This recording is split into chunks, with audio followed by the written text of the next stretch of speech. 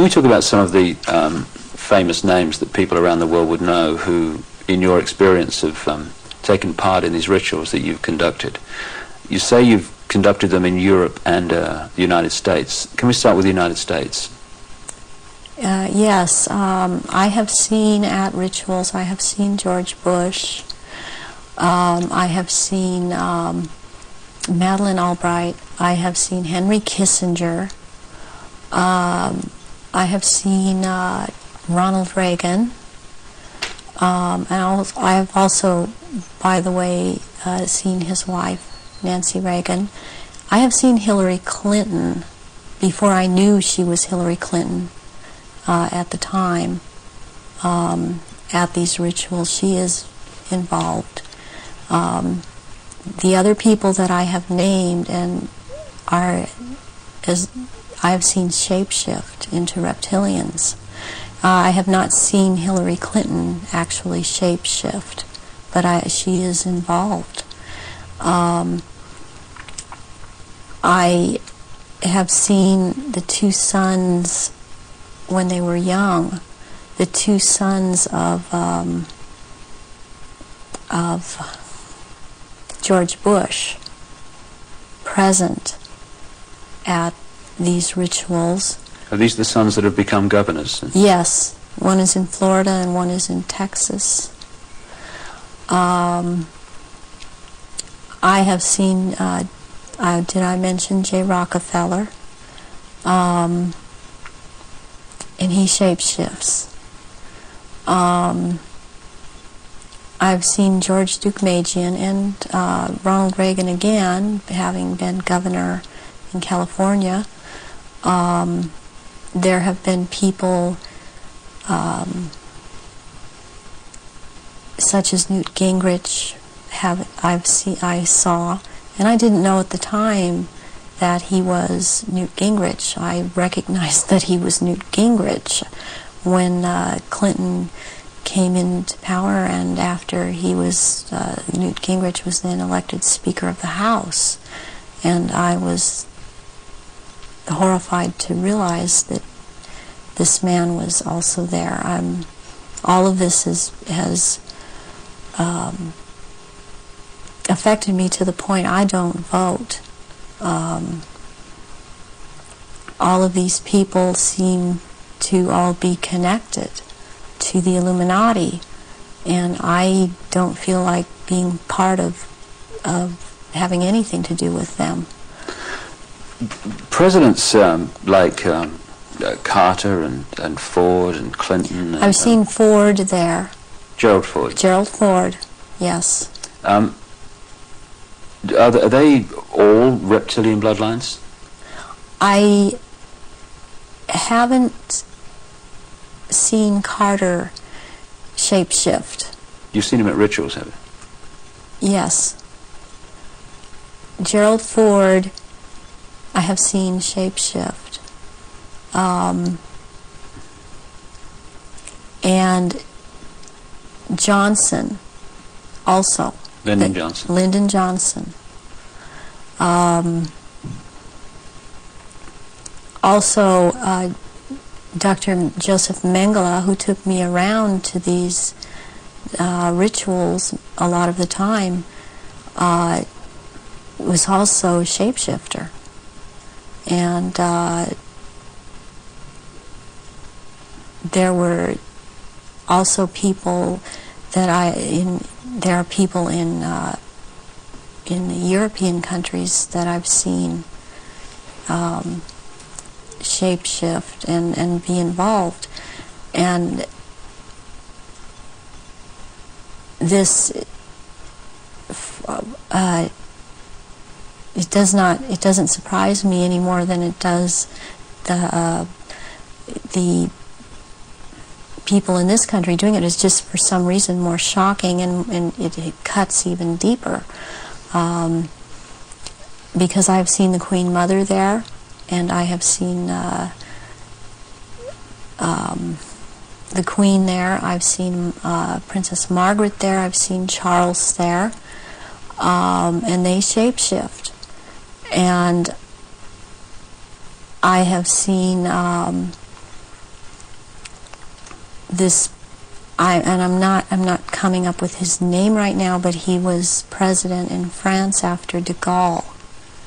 He was there. I've seen him there. I've seen the Rothschilds there. I used to see the Rothschild that lived in England there, but the one that still goes there and is a shapeshifter, Guy de Rothschild, Baron Guy de Rothschild, has been to all of these rituals and has been over in this country under the name of Dr. Barrington and tried to program me and has impregnated me several times with eggs that were taken from me years ago and were impregnated with semen from Pindar and then placed back into my uterus. This has happened to me twice, once at age 39 and this year right before I turned 43. And I had told my therapist ahead of time before I ever could have known that this had been done to me. And it's happened at a certain place in where I have been living in the San Fernando Valley. It's happened at a house on Tyrone Street in Sherman Oaks. And my understanding is that there have been other survivors that have talked about this location as having been involved with programming and so on. And he has, Baron Guy de Rothschild has tried to program me. All these years he has been trying to control me, get me back under control. And the Marquis de Libero is someone else that attends all of these functions and is, since he is the one in power, he attends all these functions. I have seen Tony Blair there, and he shapeshifts. I have seen Prince Philip there. They all have their quirks as to how they act, even in their reptilian form. And they all, I mean, they act, they don't act all like robots, but they have their quirks, they have their so-called personalities, but they are all cold-blooded. They would kill at the drop of a hat. I have even, since I've seen a picture of some people that are talking about this subject, I've seen them, when I've seen their pictures, I've recognized them. I did a double take a few weeks ago when I saw again someone who's been talking about around this subject, and it seems to be popular right now. Who's that? This man by the last name of Sitchin. I've seen at rituals, and he is a shapeshifter. And I did a double take when I saw the picture of him, because I recognize him. And there's another person that I've seen, this Gardner, Sir Gardner. That Lawrence Gardner? Sir Lawrence Gardner. And he had recently written an article that was out in Nexus magazine. Part of it was about the menstrual blood, and what really triggered me was when he called it Starfire, because that is the name of one of the aspects of the three women who are the dressed mother goddess. That is my name in in all of this. So this man I have seen, he has lots of power within this sect of reptilians, and he's someone that you would want to watch out for outside of this too, as is this Sitchin person. What do you remember about Zachariah Sitchin? Zachariah Sitchin was someone in the rituals attending the rituals who was not a major player in as far as the rituals went, but was someone that others present did not make remarks at, or were very careful as to what they said around him. And he was talking about, he would be talking about doing away with people, persons that were in his way, or were putting out information that he didn't feel that he wanted put out. He is very much a disinformer, and that is his job, to disinform about what is going on with the Illuminati and with the reptilians. He actually warned me off from investigating the reptilians, interestingly. Even within a secret society, only a tiny few at the core of the core know the real story. And the real story is that these entities exist and that they are the force behind the scenes that is manipulating human affairs. You get to the real, the bigger, more exclusive secret societies, you get to people like the Jesuits and Opus Dei and the Knights Templar and what I call Rothschild Zionism, which at its core is a secret society controlled by the Rothschilds. All the rest is detail and cover. And you will have a lot more understanding, and at the core, total understanding of what the real force behind this is. So the secret societies are to keep compartmentalized from the public the real story. So then we come to Satanism. Well, what is Satanism? Satanism is worship of these entities. You know, and it's when they do human sacrifices, these entities outside of visible light, but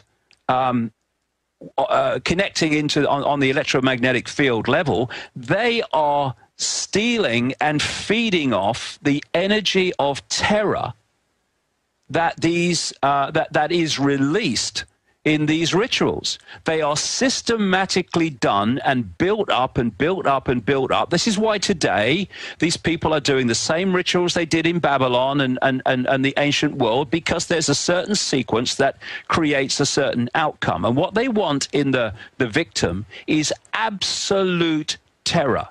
And the entities are feeding off that energy on an electromagnetic level as it comes, as it's generated by the terror. And also, that terror puts an adrenaline, a particular adrenaline in the blood, and that's what the Satanists within visible light, within the ritual, actually are drinking. And this connects us into pedophilia. The energy, these entities are feeding off human energy. When Morpheus in the Matrix symbolically held up the battery and said that the machines have turned humans into one of these, that was a profound truth in terms of what's really happening. They feed off our energy. Now, everything has a frequency. And if you have a frequency yourself, a frequency range, you can only absorb energy in that frequency range. Otherwise, it passes through you. Never the twain shall meet, just like radio stations can share the same space but not interfere with each other. And their frequency range resonates to the same frequency range as what I call low vibrational human emotion. Fear, anxiety, hatred, terror, all these things are within that frequency range. So the more that humans can be manipulated to generate fear, anxiety, my goodness me, how many excuses are we given for it, the more energy they are absorbing. But this brings us round to pedophilia, which also connects into the same thing. Because the energy these entities want more than anything else is the energy of children before puberty. You know, we see puberty as a hormonal change, and in this visible light holographic realm, it is. But actually, the hormonal change is just a visible light level expression of a vibrational information change going on at the deeper energetic levels of the child. And they want the child's energy before that change takes place. It's a particular purity to them. And thus, when we look back into history and we see this common theme of sacrificing young virgins to the gods, young virgins was simply code for children, and the gods was code for these entities operating outside of visible light and our ability to see them, though they can enter briefly, and that's when some people have some strange experiences.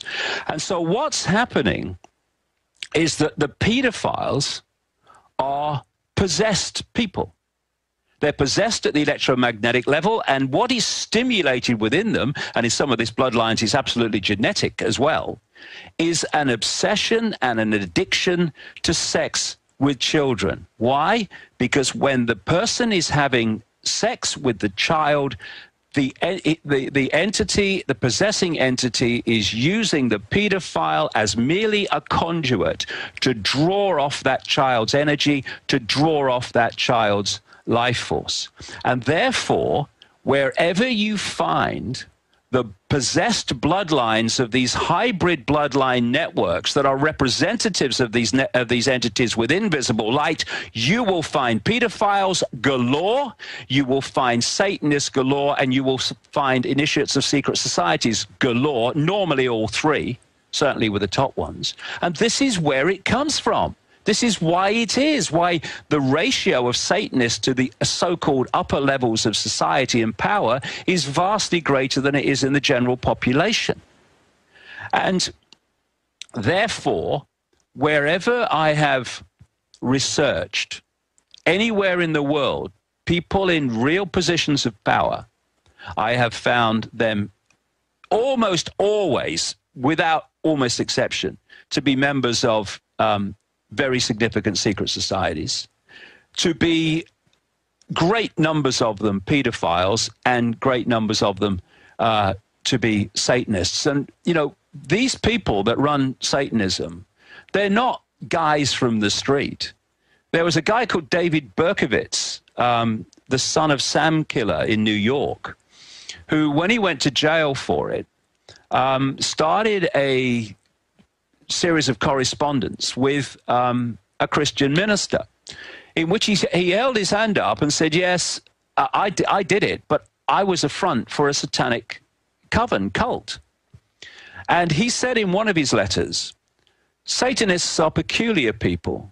They aren't ignorant peasants or semi-literate natives. Rather, their ranks are filled with doctors, lawyers, businessmen, and basically highly responsible citizens. They are not a careless group or apt to make mistakes, but they are secretive and bonded together by a common need and desire to mete out havoc on society. It was Aleister Crowley who said, I want blasphemy, murder, rape, revolution, anything bad. What comes from blasphemy, murder, rape, revolution, anything bad. Low vibrational human energy, which these entities can feed off. This is why society has been structured to generate that energy all the time. A war, imagine a war.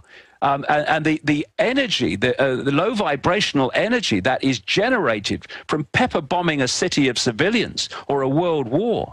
And there was a Swiss banker who last year told a Russian magazine, a magazine called Noviden, he was talking about Satanists in banking. And he said, these people are corrupt, sick in their minds, so sick they are full of vices, and those vices are kept under wraps on their orders. Many are into Satanism.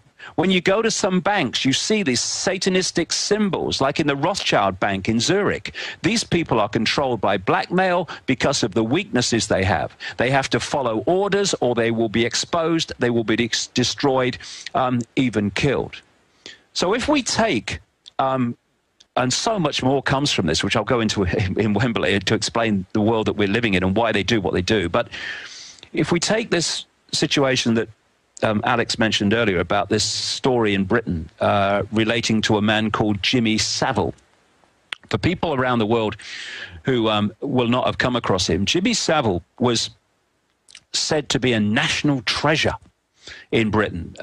He was one of the first people in the late 50s, very much more into the 60s, who became one of this new genre in entertainment called a disc jockey. And he, you know, in the swinging 60s in Britain, he would play the records, he would be on the television and the radio and all the rest of it.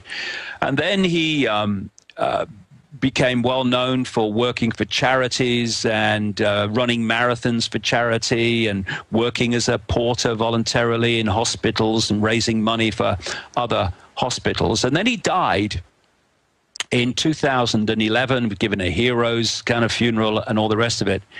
And then a few weeks ago, about 2 weeks ago, pretty much out of the blue, really, independent television in Britain produced a documentary in which they talked to a series of women who had been sexually abused by Savile when they were underage years ago. And what this did was trigger a massive number of other people to come forward, because at last they thought, oh, someone's going to believe me now at last. And they've come forward, and the police have said they've got something like 340 leads on this whole affair the last time I saw it. Well, I can tell them this, because I knew about Savile back in the late 1990s.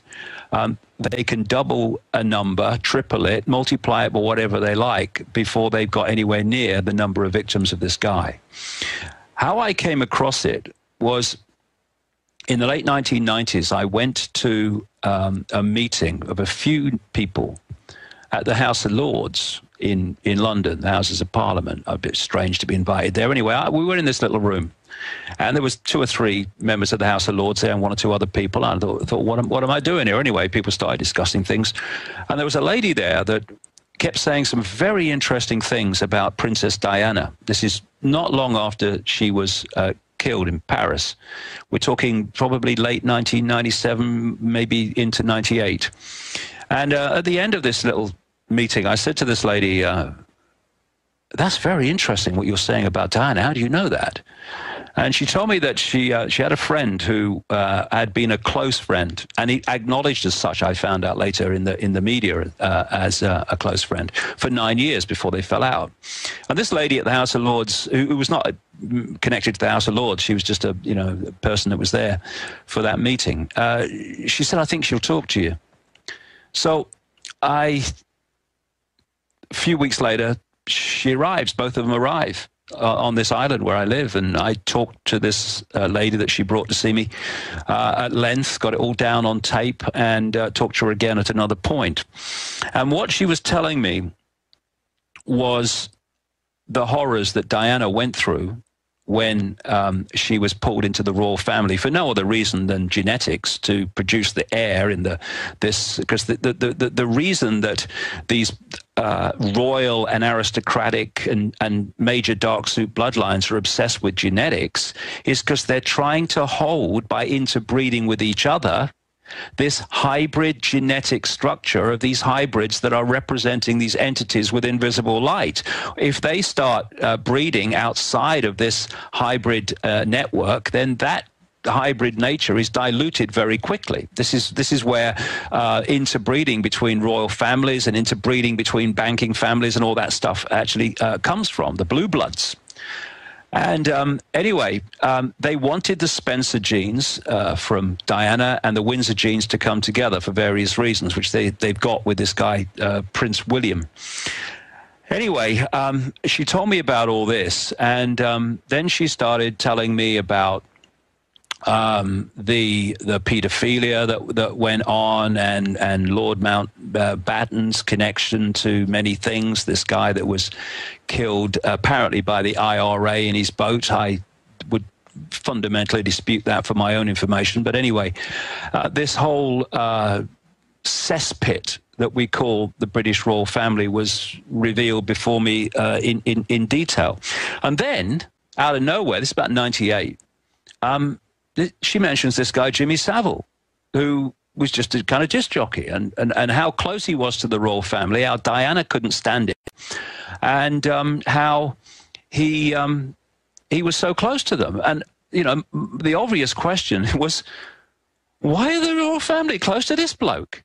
And then I was told not only about Savile and paedophilia, I was told about his necrophilia, his addiction to sex with dead bodies. And this suddenly, whoa, here we go. Why does this guy volunteer as a porter in hospitals?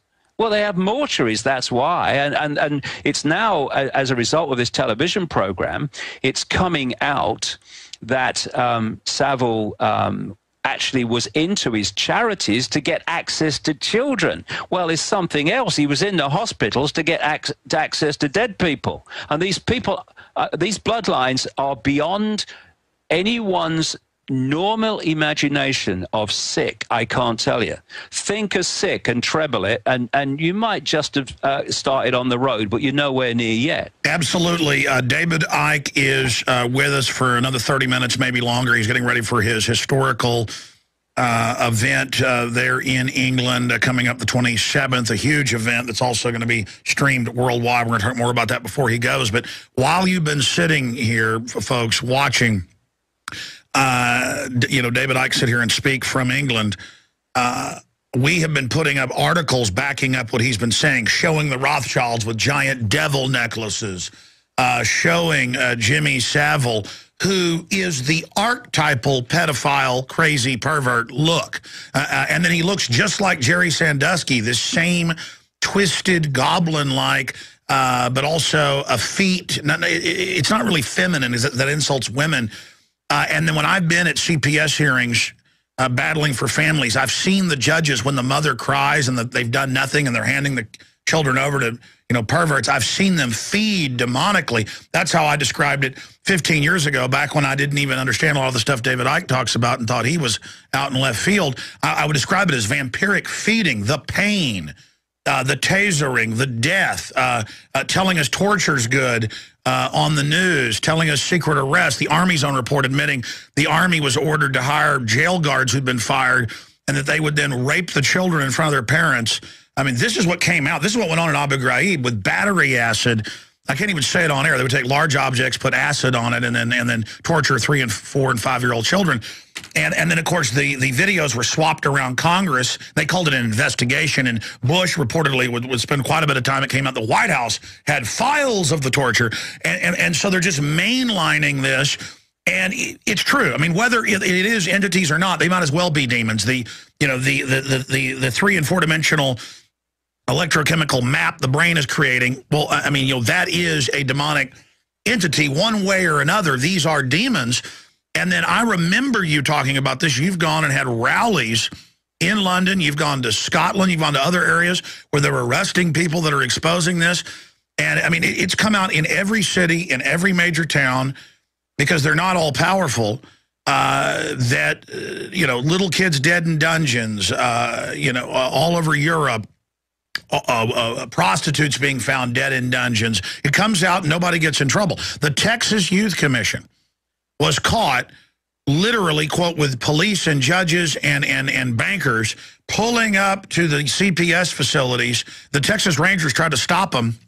They shut them down and even removed the head of the DPS because he wasn't going along with them a few years ago. And then they had the commission people come in and they basically looked like a bunch of Jimmy Saviles and just whitewash it, and no one got in trouble. And it was gladiatorial battles with, you know, 10 and 12 and 13-year-old kids. In some cases, they were dying. It was mass raping. It was judges going and saying, I want this one, I want that one out of the cells.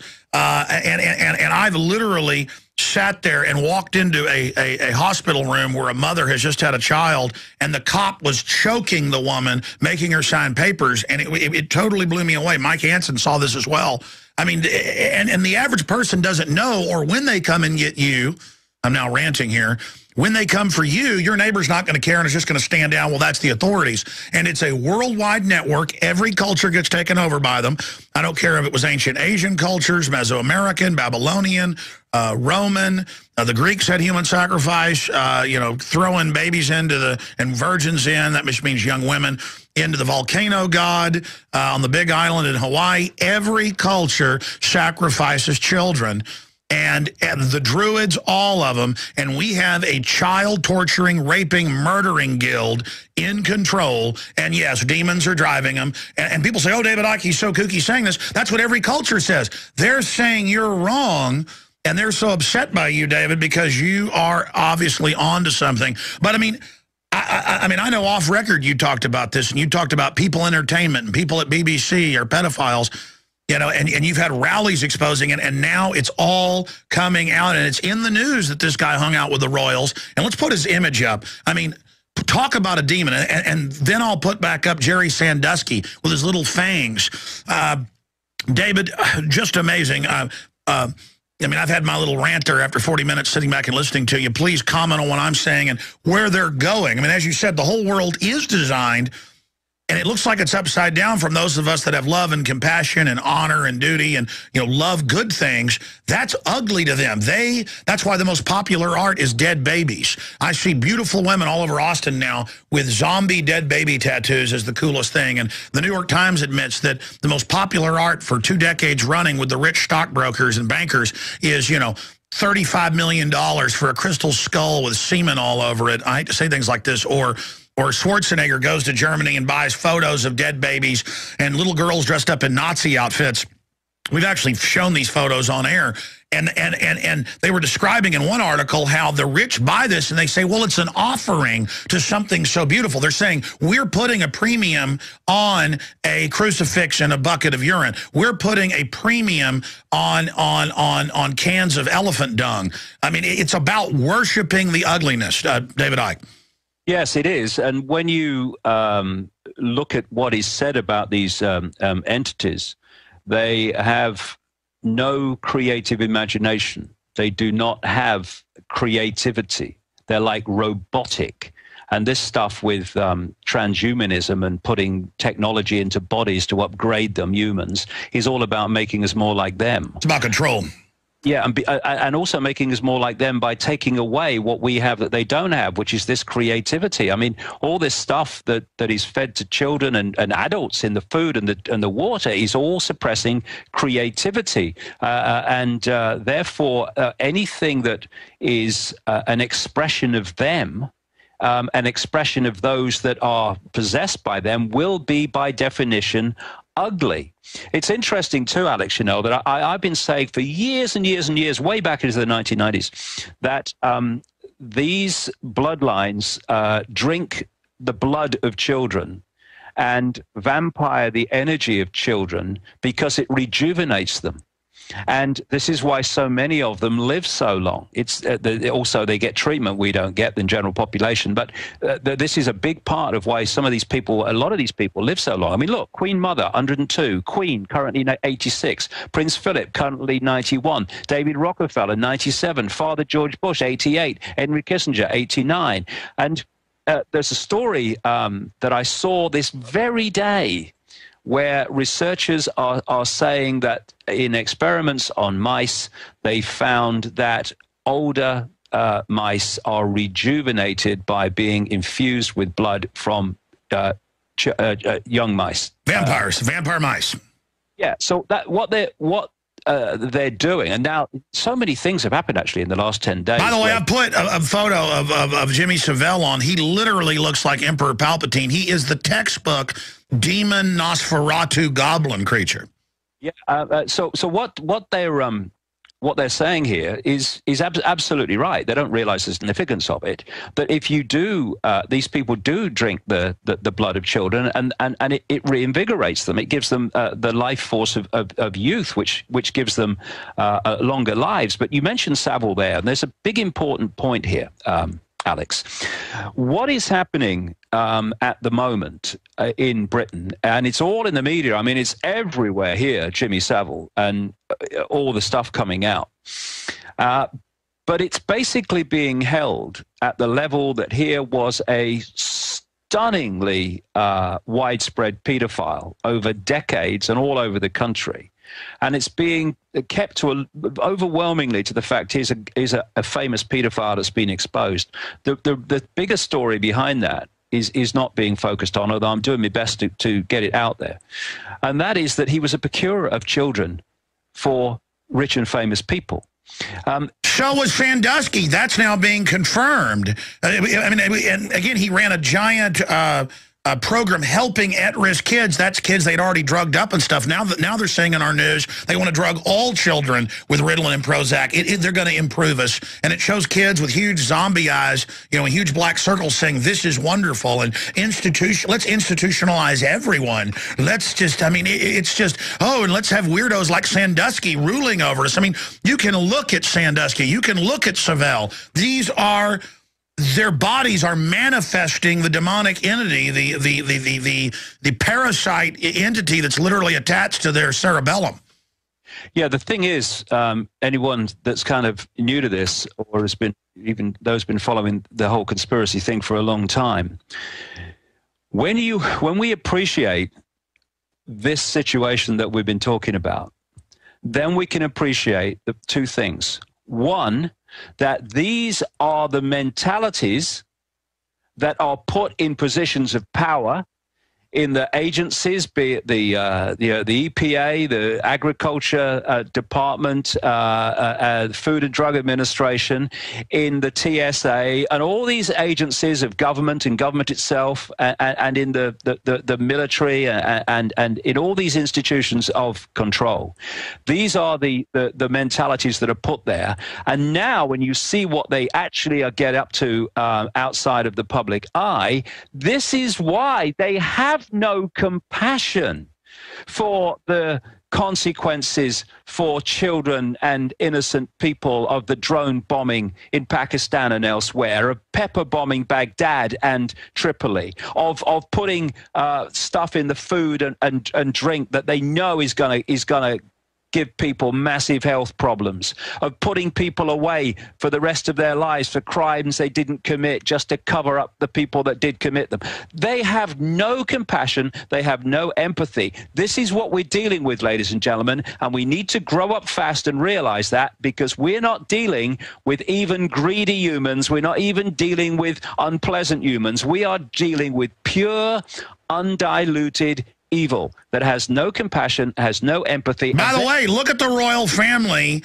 Look at Savile. Look at all of them. They all dress in black and red and like big crest and things. And then I I remember Fritz Springmeier was one of the first to talk about it, and then I saw it in the news, and then of course you've talked about it, and now it's just admitted that Prince Charles hangs out most of the time now in Transylvania and literally creeps around in the forest in Dracul castles, and they admit, oh, we're not even German, we're really Dracul, which is even an older line out of the East. Where do the rituals take place that you've been involved in, involving the British royal family? Glamis Castle, Stonehenge, Balmoral Castle. I have reason to believe there's a church, and I think it may be Westminster Abbey, and there is a Mothers of Darkness castle or chateau in Brussels, Belgium. They've been there too. And also in France, the Marquis de Libero Pindar has a castle in the Alsace-Lorraine region of France. And I believe it's in the Alsace region that he uses. And there are certain rituals done at that castle down in the dungeon part of that castle, and there's an entrance down there to underground places in the earth.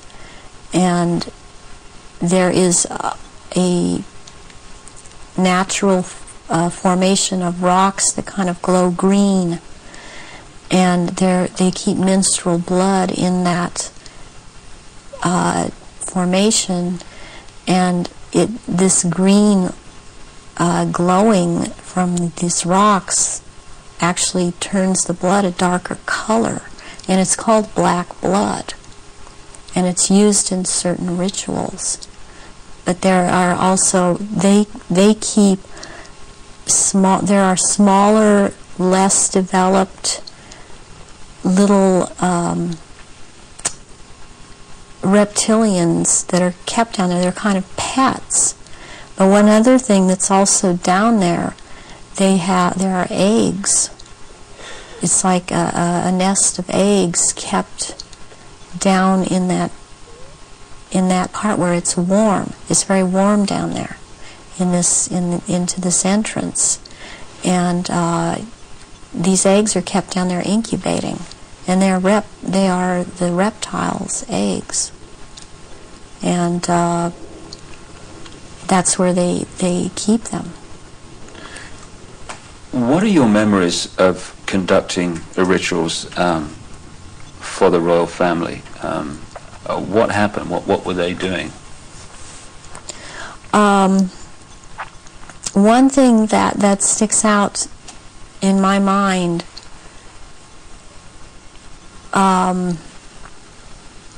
is that there was, before, this was back in the late 70s. This was before Charles was married to Diana. He was involved with Camilla Parker Bowles, and she does not shapeshift, but she became pregnant by Charles, and she produced a baby, and this baby was presented at the ritual and killed, and that is the price, the firstborn between these two, and eventually these two will marry, and that is the price that is to be paid, the sacrifice of the firstborn between a union of these two people. And I've seen that there. Something else that sticks out in my mind is that it was around the late 80s that I saw a very kind of dark man that that he was Arabic.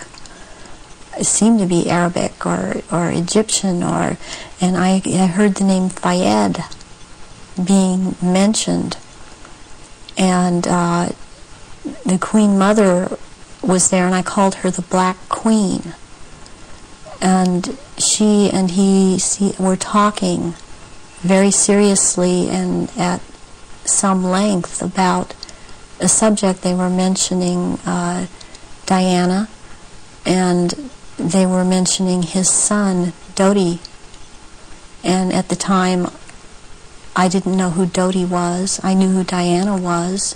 I never saw her at any rituals. Where did this conversation take place? This took place at Balmoral Castle. And I heard them talking about a marriage between these two, and I thought at the time, well, she's married to Charles. How can there be a marriage? She's married to Charles. I didn't understand why the Queen Mother and this person that I now know to be Dodi Fayed's, because I heard Fayed, Muhammad al-Fayed, talking, and I'd seen them together at, I saw them at Balmoral Castle. I overheard the conversation at Balmoral, but I'd seen them also at Mothers of Darkness Chateau in Brussels, and they were talking about a union between Diana and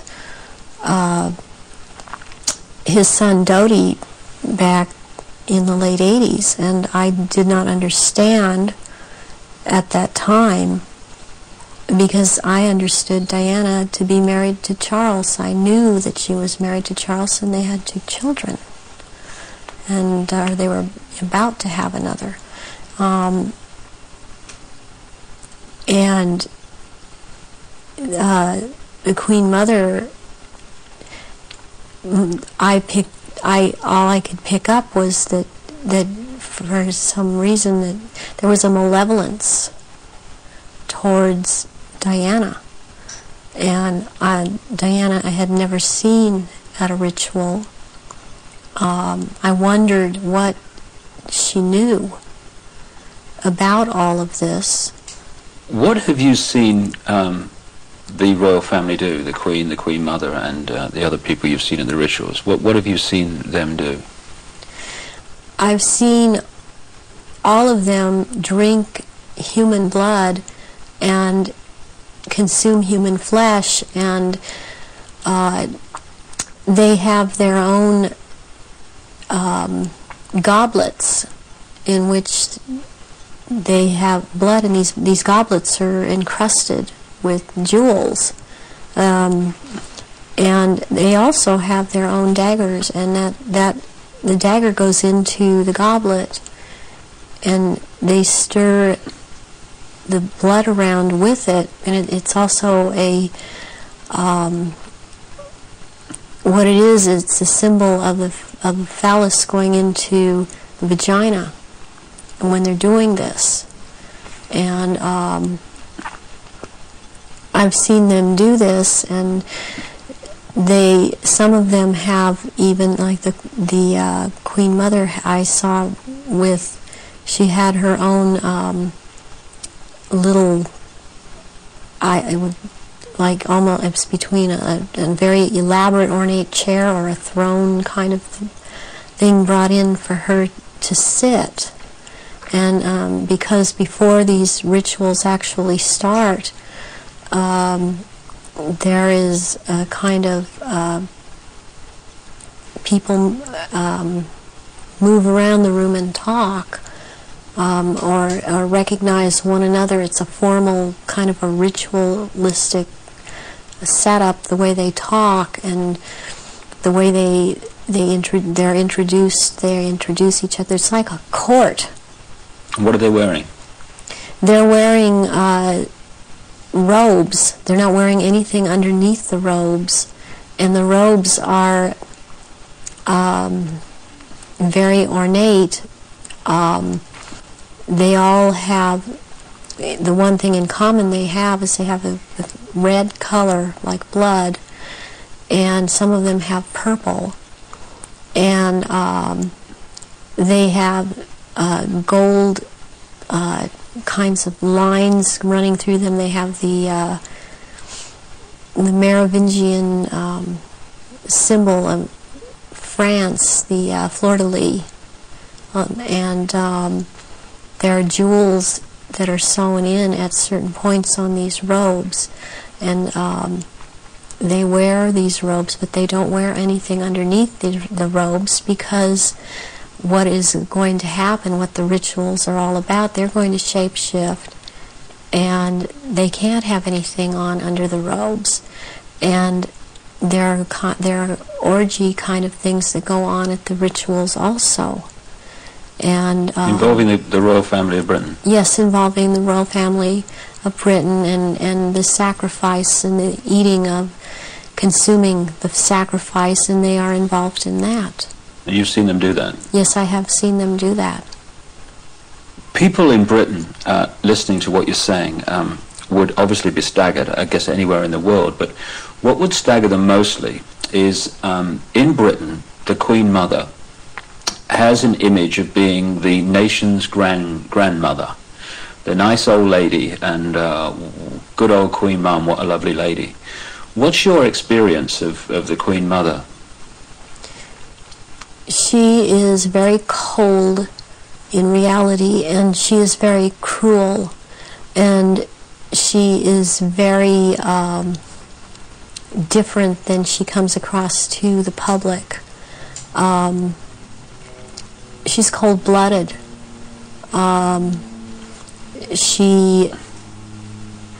If she feels that you are someone beneath her, even in the Illuminati, that you're at her equal or your station is above her, she will not speak to you, she will not recognize you. She obviously, from what I see, enjoys consuming human flesh. It's sickening. The one person that she seems to be afraid of is Pindar. People would also look at the Queen Mother's elderly, frail stature and find it very difficult to see her taking part in rituals and doing anything, if you like, active. Do they go into a different state in terms of age and strength and all these other attributes when they actually shapeshift?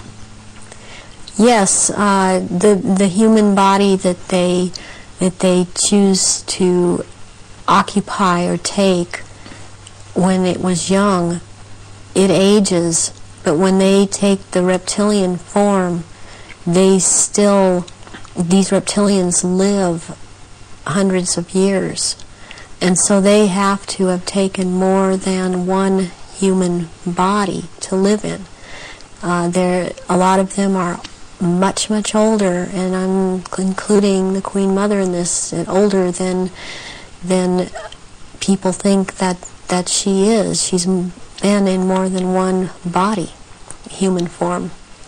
And when the time comes, if it is time for her to go on, it has been chosen that she still has, it's known that she still has life or years to go, again, she will be put into the body, the essence of her, and the reptilian form will go, or the essence of her will go into another body that is also has the ability to shapeshift into reptilian form. One of the pure reptilian human bloodlines. Yes. What happens when, take the Queen Mother as an example, what happens when they shapeshift? I mean, what do you see? You start to see changes happen, and they're happening so fast. that it's almost, it's the closest thing that I've seen to it is what they're now doing with computer technology. It's just a literal transformation that happens very quickly, and they get taller and they get bigger, and they don't look at all as reptilians like they do as humans, and thus the wearing of the robes, because if they were in clothes, the clothes would be torn apart. So let's take the Queen Mother on this subject as an example. We recognize her as a frail old lady. What does she look like when she shapeshifts at these rituals? She has, she looks like, the nose portion gets very much longer, and it grows into kind of a snout kind of thing. She has fangs, and incisors as teeth, and there's a tongue. They all seem to have this kind of tongue when they're at this level. The tongue has a lot of long, hairy or pointed projections coming out of it. It's very long, and they have these. They don't have hands or feet. They have these claws, and they have scales, and also scales that seem to kind of disappear into one another, but it's more pronounced on the back. There seem to be lumps or protrusions coming from the head. There seem to be some kind of growth appendages at where, on the back, and they seem folded, and not all of them have that. And there is a tail, and they a lot of times will keep the tail curled, and and I've seen her when she's very displeased with something, as I've seen other members like this. This tail is whipped around, very agitated, and they do, and she hisses. What color are they? Which one in particular? Take the Queen Mother as an example. She's kind of a beige color on the underside, and by the time you're going up around to the back and the tail and the top of the head and on top of the nose, snout, whatever, it's coming to a very they're dark speckles or large speckles of dark browns, and the eyes usually they're large. They look like they're very round, and they look like they're coming out of their sockets, and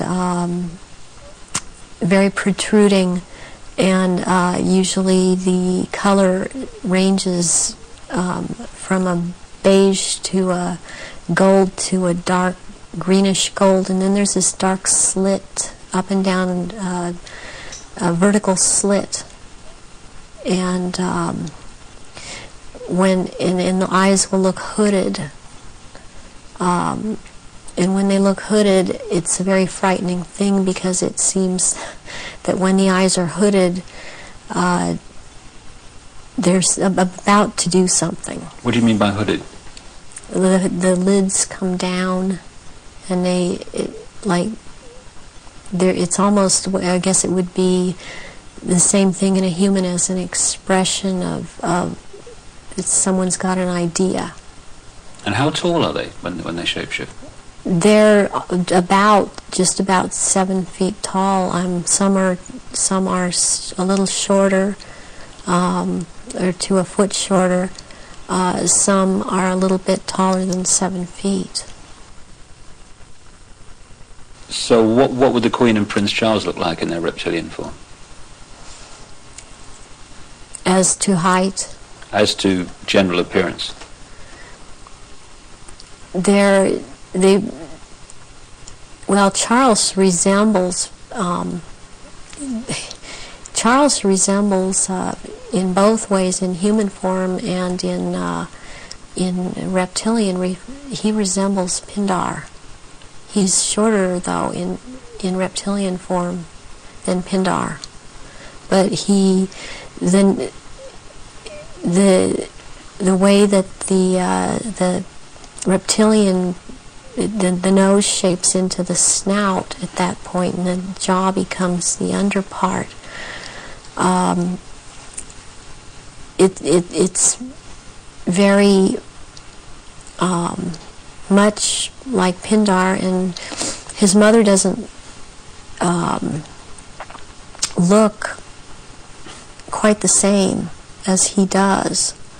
But what does the Queen look like? The Queen, she's darker, not quite so pale. She's darker. All over, she doesn't have the amount of I would call it freckling. It's more like a gradual, like the skin is gradually getting darker. It's more smooth. And she does have the lumps up around her head and down the tail, the spine. Charles has the tails down around the spine, and funny enough, he has the protrusions from the skull in the reptilian form, where about or above, right above where it seems like his ears would have been. What is it about the rituals that allow the shape-shifting to happen? When the victims are starting to be sacrificed, it's the scent of the blood, and they start shape-shifting at that point in time, and they can hardly wait to get to the blood. It's like they're addicted to the blood, and then the consumption of human flesh that follows. What have you seen the Queen or any of the royal family do in relation to that? Have you seen them sacrifice and consume human flesh?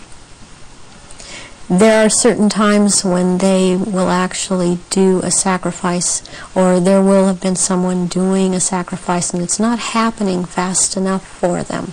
So they will step in and finish it themselves, because the sacrifice the ritual has to be gone through. Sacrificially, I mean ritualistically, it has to have been gone through, and they will step right in and just start tearing the throat out, and they're getting all this blood from the jugular vein at the same time, and that has happened when there are many there that are going to be sacrificed, and they just can't wait, and tearing into the contents of the abdomen and stomach of a victim afterwards. Who have you seen do that? I've seen the Queen Mother do that, and Prince Philip and Charles. I've seen Guy de Rothschild do this. It seems that I've seen it more among royalty, or so-called royalty, do this than people that are not titled. That they don't seem to. They seem like it feels like they don't dare, but they shape-shift nonetheless. But it's like the royals that step in and just start tearing away, as they can hardly wait. How long can they hold the reptilian form in these occasions? During the rituals, it's much easier for them to hold their reptilian form. They can stay in that form. What it is that they have a hard time holding their human form. And as long as they're around blood and the scent of blood, they can't hold human form. Right. Where do you think the story of Diana fits into all this? In terms of the ritual that you know about and the royal family background that you know about. What was all that about? What happened in Paris?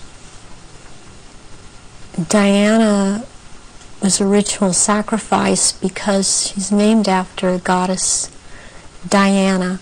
She was chosen from before birth for the purpose of which she served.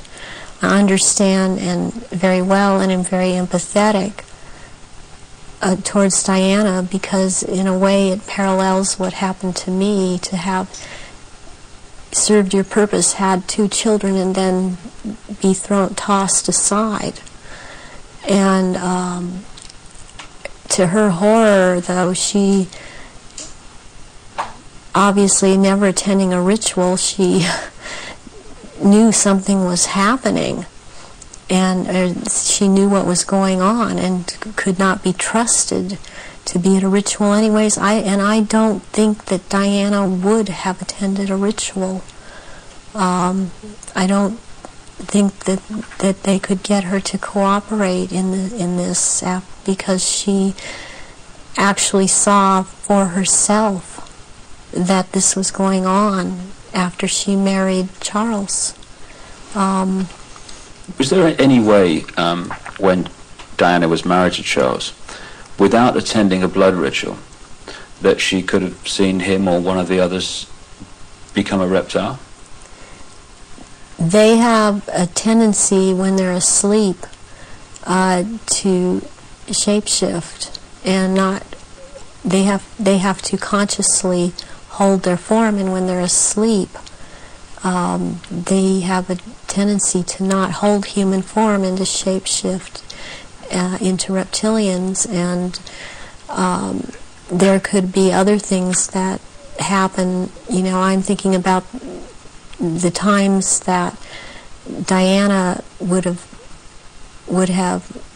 gone through a menstrual period. Well, that would have also really triggered some of these people in the royal family that are reptilian around her to want to shapeshift, or any woman, any human woman in that household that would be having a period, that scent of blood would tend to cause a momentary shapeshift.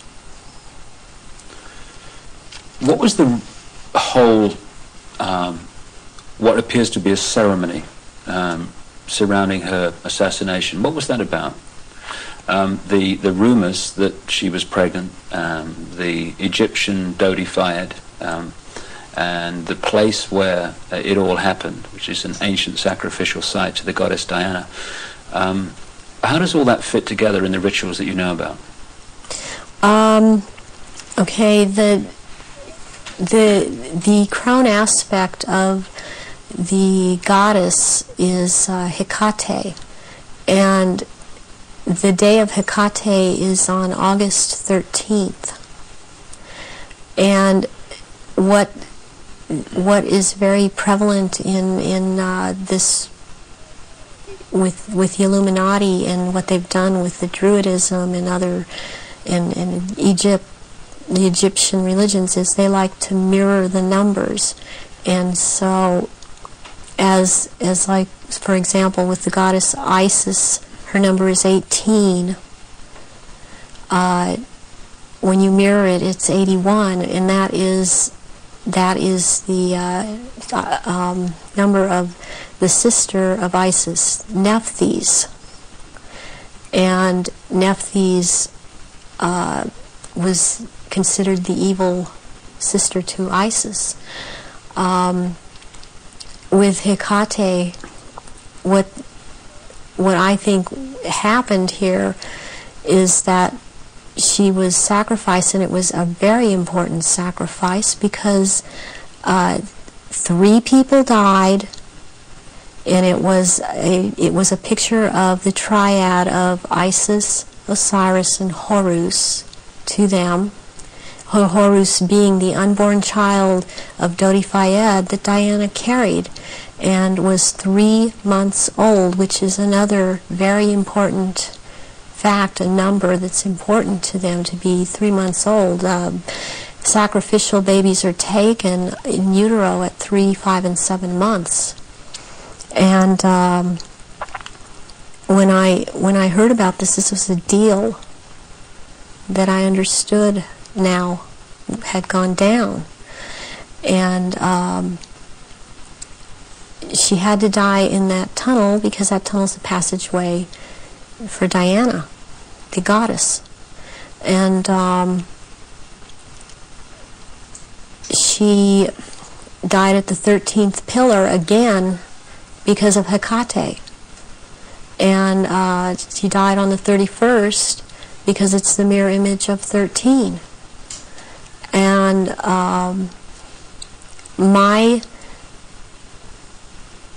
understanding of what I get inside of me, and because I was told by Baron Guy de Rothschild last beginning of February, when he was in this country and he was there to try and reprogram me again and impregnate me, was that he was in the tunnel that night. He had to be there because not only was it a ritual death of Diana, this was also about taking her soul, and he was taking the soul of Diana, which no one else there could do. Whoever was present there could not do it. He could do it, and he was in France. This is the hypnotic stare you talk about. Yes, and drawing in the breath. And he had to be there to do this ritual killing, this ritual murder. This would mean that the ambulance team and a doctor that arrived within a minute of the crash coming the other way must have been in on this whole deal, or at least the people in charge of the ambulance team. From your experience of the kind of people involved in this Illuminati satanic network, do you think that's possible, that they could set that up? Yes, I do. I've seen a lot of things set up that if you did not know, if you weren't in on the so-called inner circle, or know what the Illuminati can do, because they depend on people not believing they're really there, you would not, you would have a hard time believing it. We just come back, if I ask Mike just to put Mr. Straw back up on the screen, because I'm just going to read that little last bit of that quote again. So Mr. Straw, he made it illegal for any children currently in care to speak out, even if they feel they're being maltreated. So against the background of what you're telling us about harrowing information about what's happening for children, this man is saying... Sorry, where was that quote from? Actually, it was from a newspaper, The Independent, yeah. But they wrote an article in which, they were quite outspoken in saying this is incredible. It's like you say, that's what Jack Straw says. It would also be illegal for any children currently in care to speak out, even if they feel they are being maltreated. Now, you have got audio of Mr. Straw being asked about this, haven't you? I think the film footage speaks for itself, Brian. Well, if Mike can manage, it's movie clip 3, I think. Yesterday, I was in the cab.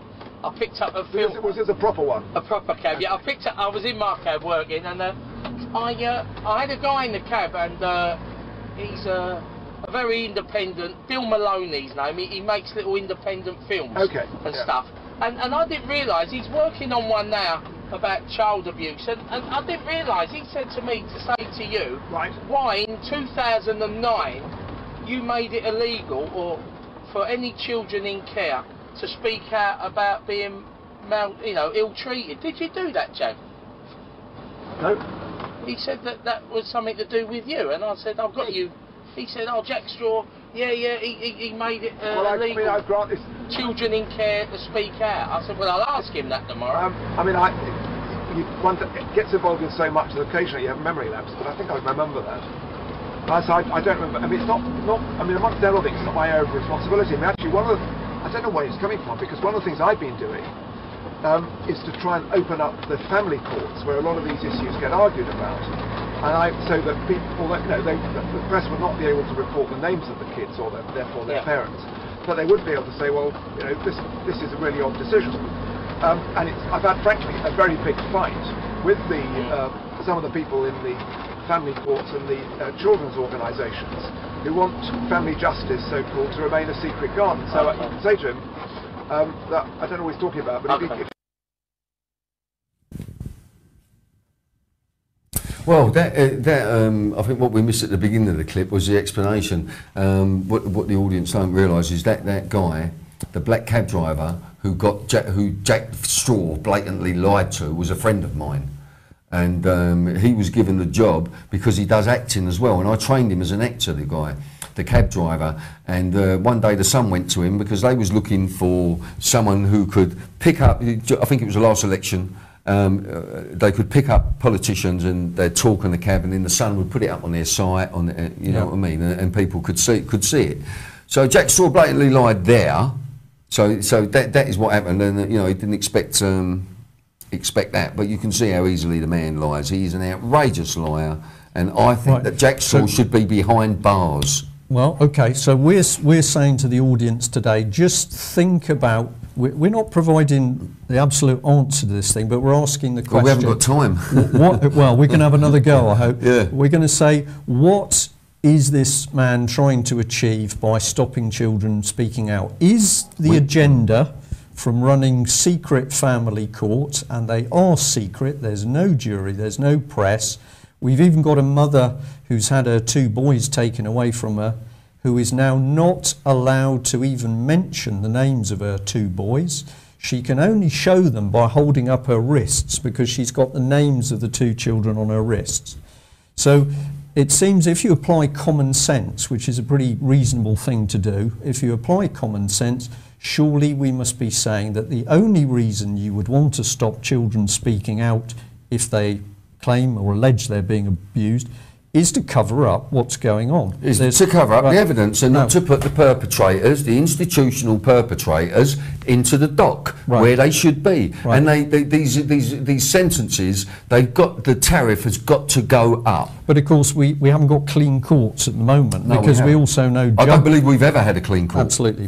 We've certainly got judges who have themselves been put in prison for being paedophiles or abuse or sexual abuse. Not too many though. Not too many. But if we have a look at another politician, and the lady concerned is Harriet Harman. Here she is. She's, of course, looking very clean and smart and upper middle class. Do you think? She's not quite upper class, I don't think. Well, I don't know, Brian. I just think bitch. Well, here is the woman. And if we dig back into her history, we find that when she was originally connected with the National Council for Civil Liberties, which is the forerunner of Liberty, the organisation, she was lobbying for the rules on pornographic photos of children to be relaxed. And if I show this in a bit more detail, here she is looking a little bit chubbier and younger, of course, and I'll just read what was going out. In NCCL's official response to the government's plans to reform sex laws, dubbed Lolita's Charter, it suggested reducing the age of consent and argued that childhood sexual experiences willingly engaged in with an adult result in no identifiable damage. It claimed that children can suffer more from having to retell their experiences in the court or the press.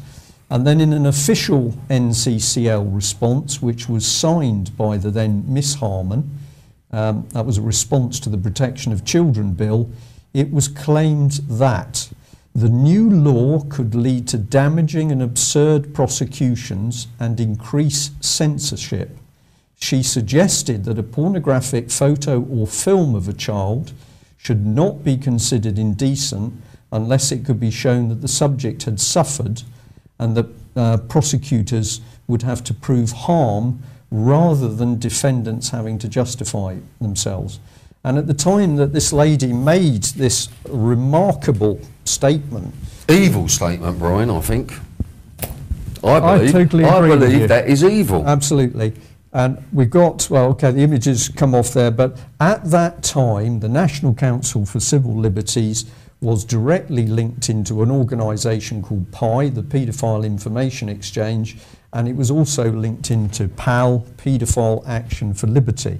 So we just ask a question here. We've got one, they happen to be Labour MPs, but we'll talk about that in a minute. We've got one Labour MP who's quietly bringing in a law so it's stopping children who are being abused speaking out.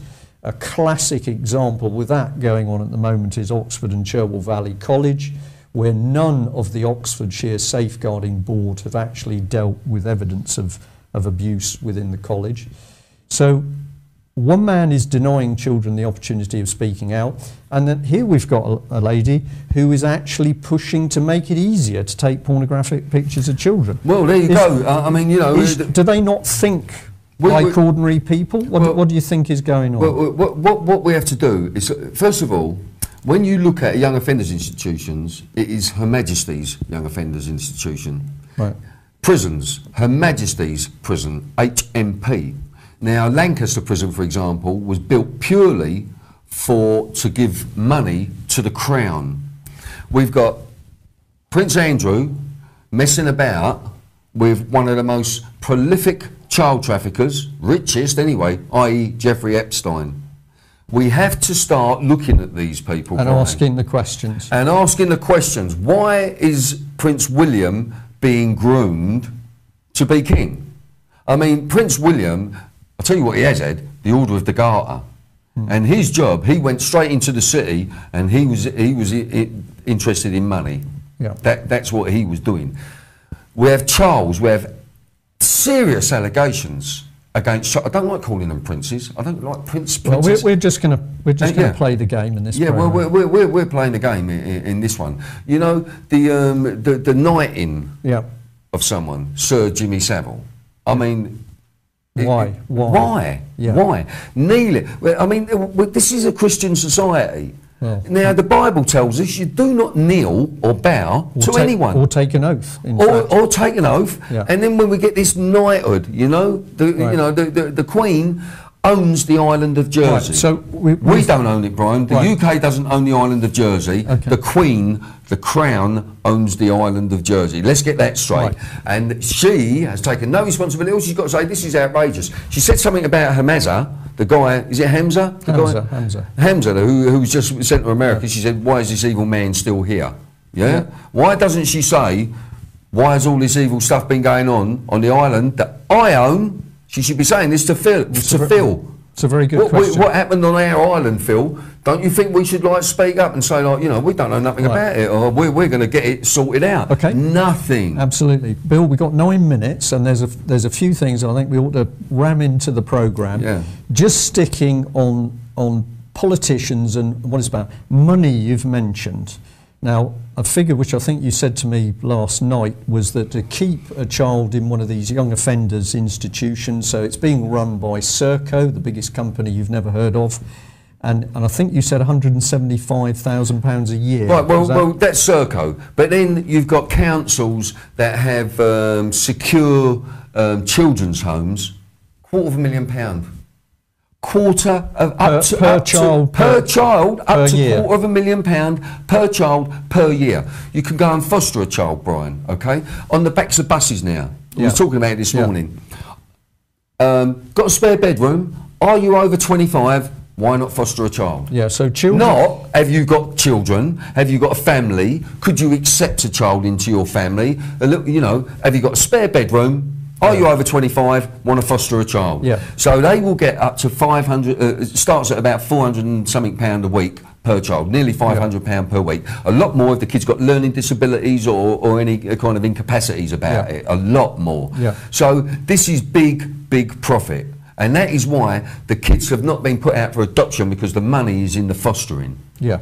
Well, we know even with the legal fees around family courts, we're talking about a minimum of £20 billion a year. Crazy. And if we tot up the sort of figures that Bill is talking about here, and please go away and audience, please go away and check this stuff yourself. We're also talking about tens of billions of pounds around. Children are big money. Yeah. Now, could I just say one thing quickly? Yeah. That people say to me, Bill, why do you think these people are killing the children? Why are they burying them? You know, Lenny Harper's investigation, Lenny Harper's investigation. You must see, please watch Sun, Sea and Satan. If you don't watch any more of our work, just watch Sun, Sea and Satan. They say to me, why do you think these people are killing these children, Bill? Because today's victims are tomorrow's witnesses. You've got to get your heads round this. Today's victims are tomorrow's witnesses. If you've got a good life, but you killed a child, it's going to come back on you. You know what I mean? Absolutely. If you don't actually kill them. Right, let's get in our remaining little film clip if we can. And this is where you had the opportunity to speak to Harriet Harman. To ask her a few questions. Harriet Harman and Ed Balls, or is it just it's Ed Balls as well, and also the union man whose name escapes me. Dave Prentice. Right. So Dave Prentice. We've just about got time to get this clip in. Okay. Harriet, right, if I can just give you 1 minute. Sorry, we're talking about child abuse. We'd just like to talk to you about the cuts and how it's going to affect child abuse.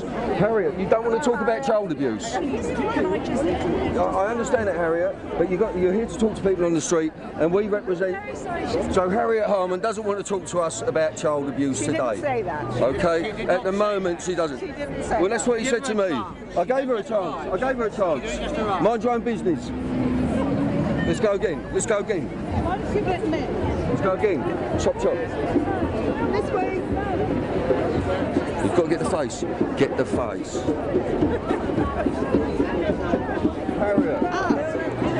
Harriet. That's common assault. You'll get arrested for that. I'm a woman. I know it's a woman's right. Sorry. Harriet, get on me. Harriet, I need to push you on this. Harriet, why won't you talk to us about child abuse, Harriet? You're part of the government. Don't touch me, because don't you just touch me. Right, so Harriet, Harriet is not willing to talk about child abuse. And how are the cuts going to affect child abuse? How are the cuts going to affect child abuse, Harriet? Harriet,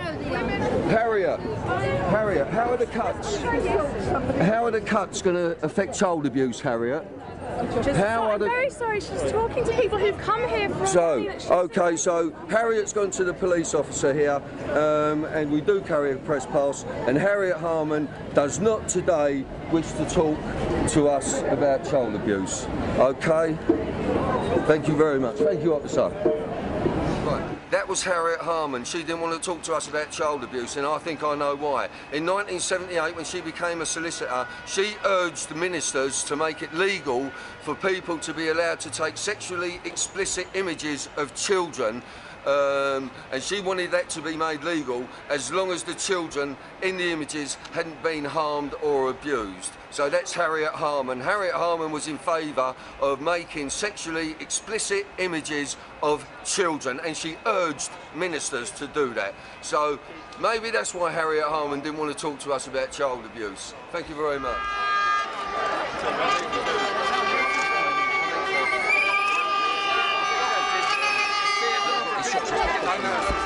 It's Bill Maloney, and I represent a film company called Primass Films, and we're interested in what the cuts are going to do against child abuse and young offenders institutions. Hey, mate, I think it's very important we make I'll talk to Ed, not you. You're here to talk to people.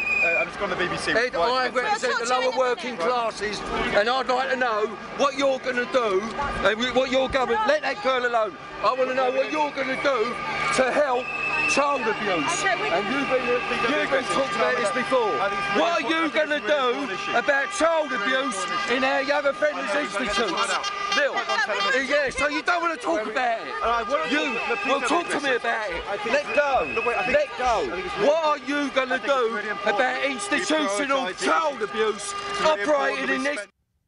There you go. Yeah, there you go. Well, so they don't want to talk about this subject. They don't want to talk at all. No, they don't. Right, we've got a couple of minutes, just a couple of quick slides to put up. This one turns me cold. We now know what's been going on in the BBC. And this is the BBC a few years ago, where the BBC were advertising children for adoption. They had a magazine called Families Wanted. I have a copy of that magazine. You open it, children being advertised like puppies or iPods. Yeah. Where are these children? Where have they come from? Have they been willingly given up? So that's one. The second one is that we know that the BBC is highly selective. It doesn't want to get involved with the Holly Gregg case. Down syndrome girl abused. The BBC doesn't want to get involved. Once again, institutions. Right, and here is Kevin Annett, a pastor who's been warning about the abuse of children in Canada, but with links back to Britain. He's now been banned from Britain. And links to the Crown as well. Our Queen and Prince Philip going out to Canada and taking 10 children from the smart class of a school, and those kids never been seen again. And then they're prancing around, hanging around. Look at Jimmy Savile. Put this image up of him with like some vampiric crest around his neck with red shades on, and then next to Sandusky. I mean, these are Nosferatu. These are undead. That is what they are. I've been around them. I've been at the CPS courts, and I'm a strong man fighting for these families, but I literally couldn't do it anymore because I was watching them suck the energy out of the crying families. The more innocent, the better. And when the cops drag a little kid away, they're feeding. And it's not the average cop. They have special pervert cops that have the same giggly pig faces, the little goblin faces of Sandusky and stuff. It's like a vicious hate, but also a weakness. You know what I'm talking about, David. Yeah, the thing that you just mentioned, Prince Charles and Vlad Dracul and the family from whom Bram Stoker gleaned his Dracula. Dracul. Exactly, and it was all related to reptilian imagery, and they were members of an elite order going back to ancient Egypt, probably further, called the Order of the Dragon, its short name anyway. And this is a point I made earlier, if you remember, about I talked about entities possessing these pedophiles, and I also mentioned about the fact that in many cases it was genetic as well. The attraction, the desire for sex with children was genetic. Well, it is, because you see, these particular hybrid bloodlines have a different information field to the rest of the population. They're not the same. And thus it is absolutely in line with what I've been saying all these years, that the British royal family should be genetically related to the Dracos in Romania. I mean, you know, this is where it is. I mean, Mary of Teck, the grandmother of the present queen, was directly related to the sister, one of the Dracul sisters. And so... Wait a minute. It came out even in the Daily Mail last year that just in the last 100 years, the royals were eating body parts of people, and they have the groom of the stool that saves in these underground things all of their excrement that is basically worshipped. I mean, that's what they've built. Giant palaces, under them people worshiping their crap. If people, and they're going to, but if people, when people realize who the British royal family really are, who the Bush family really are, who the Rockefellers really are, who the Rothschilds really are, and all these people, they are going to be beyond shocked. But going on for the Savile story, the procurer of children part of his whole deal is very, very important, because around the media and people in general in Britain at the moment, they're saying, how come there were people reporting him to the police and nothing was done? How come that he worked at the BBC all those years, and people in management who were given rumours about him and what have you, and what he was doing on BBC premises, by the way, some of it, but he was left alone. It's because as he said in various newspaper interviews and television interviews over the years, I'm untouchable. I can do anything I want. nothing can stop me doing what I want. Why? Because these procurers of children, they go two ways. One, they procure children and they're safe. They're not going to talk out and reveal what's going on. They are left alone. The others, they appear at some point to these people not to be safe. Maybe this guy might blab. Well, they disappear and they're no longer with us. But the Saviles know how to play the game.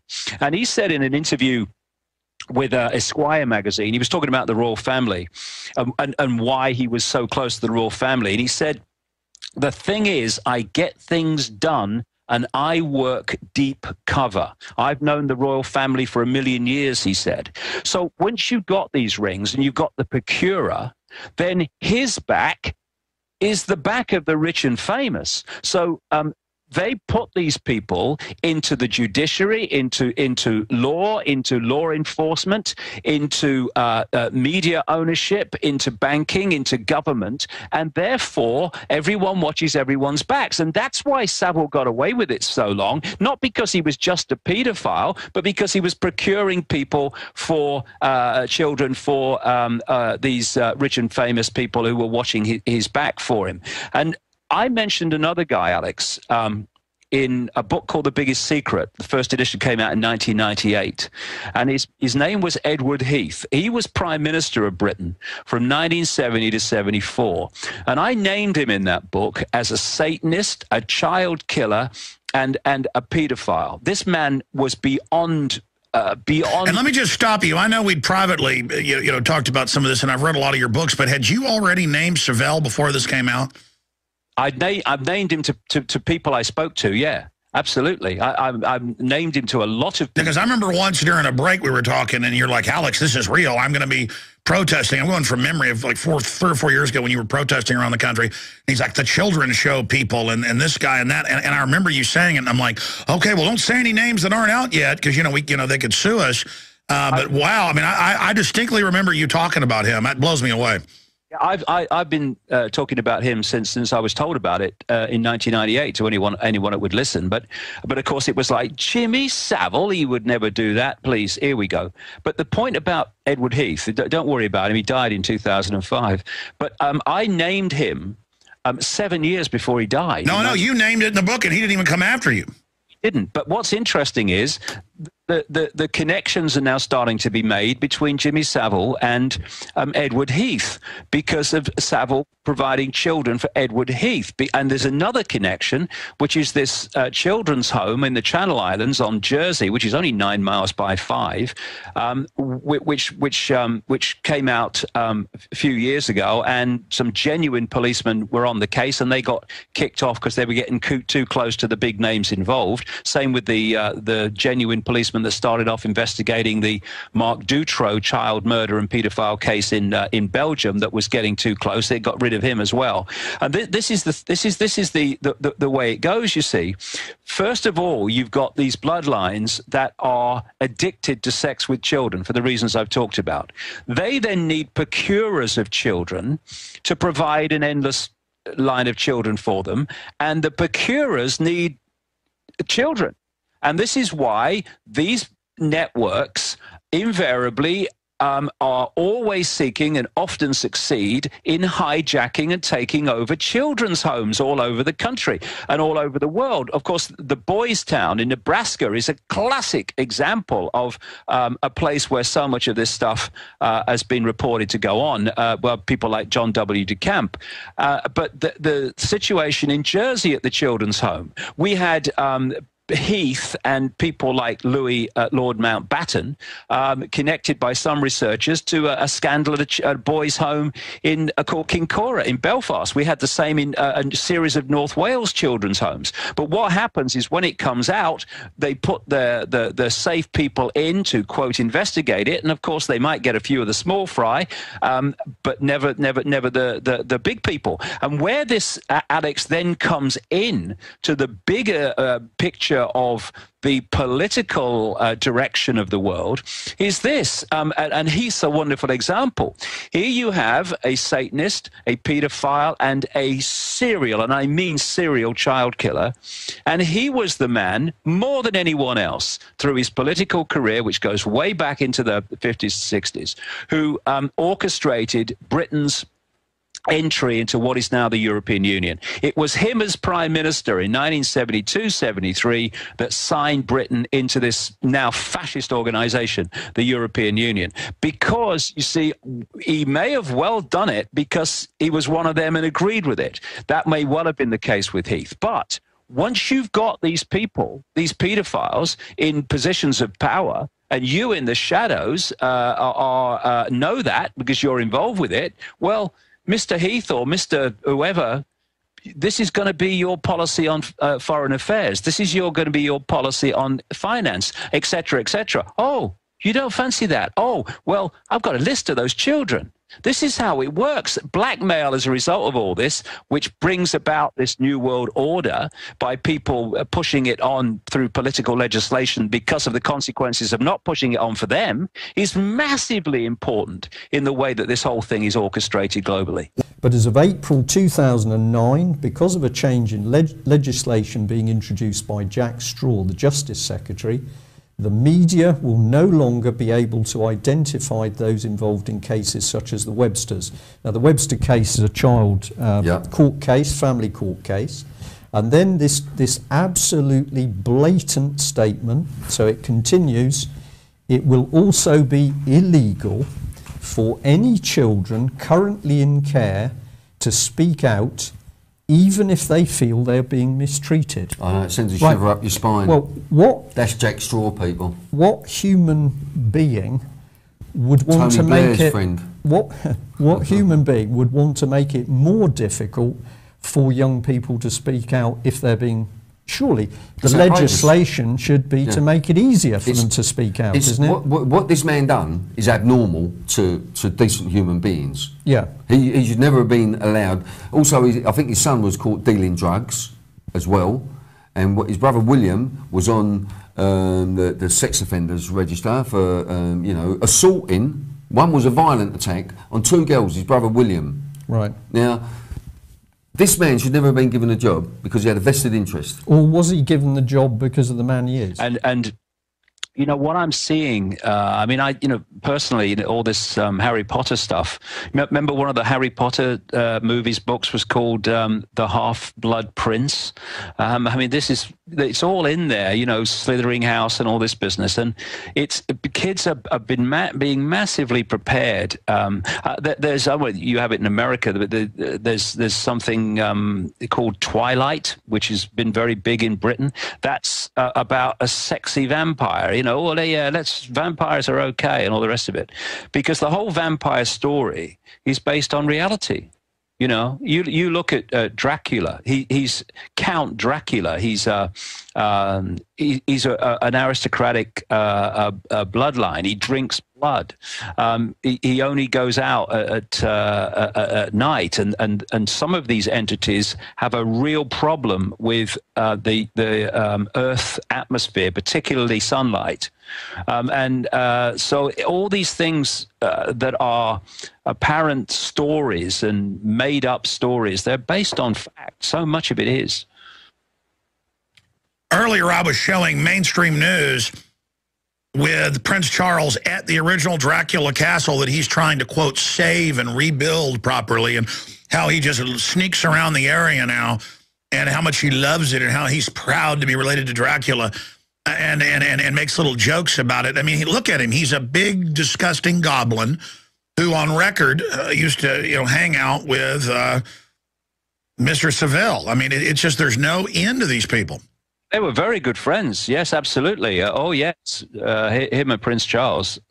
In fact, it's actually come out. In fact, Savile said it himself. This is how close Savile was to the royal family, Alex. He was brought in as an intermediary to try to find some agreement between Diana and Charles before their marriage broke up. The guy's a disc jockey. What's going on? You know, you don't get in to that level of the royal family unless you're into what they're into. Interesting. I don't know if I mentioned this earlier. Well, it just came out. They're finding all the time. They find dead bodies on different pieces of land, dead kids, you name it. I mean, but it's always just in the back of the news now. Yeah, I don't know if I mentioned earlier that Savile said in his own words that the man that brought him into the royal family was Lord Louis Mountbatten, who, you know, I mean, we're talking paedophilia again.